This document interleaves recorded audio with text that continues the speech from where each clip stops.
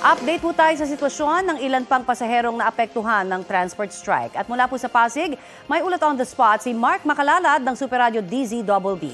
Mark? Connie, uminit ang ulo ng ilang mga pasahero matapos mahirapan silang makasakay ng jeepney ngayong umaga. Naramdaman kasi nila ang epekto ng tigil pasada ng grupong Piston. Sa Pasig Palengke, naipon ang mga pasahero pasado alas 7 ng umaga at naging mahaba ang pila. Mayroon kasing mga jeepney driver na nanghaharang sa mga jeepney na bumabiyahe.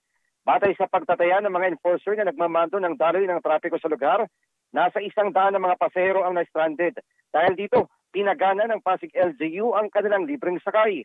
Ayon sa Pasig LGU, isang 6x6 truck na may kapasidad na 40 pasahero at isang city bus na may kapasidad na 60 pasahero ang kanilang nagamit sa Pasig Mega Market. Habang 2 city buses naman ang nagamit ng para sa mga biyahe papuntang Quiapo.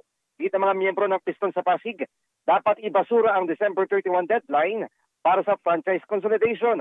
Marami pa kasi umanong mga tsuper ang hindi pa nakakapag-consolidate at posibleng mawalan ng kabuhayan. Connie? Maraming salamat, Mark Makalalad ng Super Radio DZBB. Mga kapuso, para sa mga maiinit na balita, mag-subscribe sa GMA Integrated News sa YouTube.